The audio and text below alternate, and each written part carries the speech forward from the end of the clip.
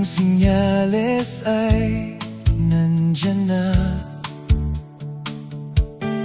Anumang oras si Jesus ay babalik na. Handa ka na ba?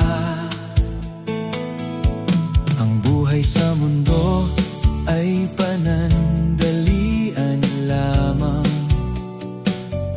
Bukas o sa makalawa, baka ikaw ay wala na. Ang aking tanong, handa ka na ba?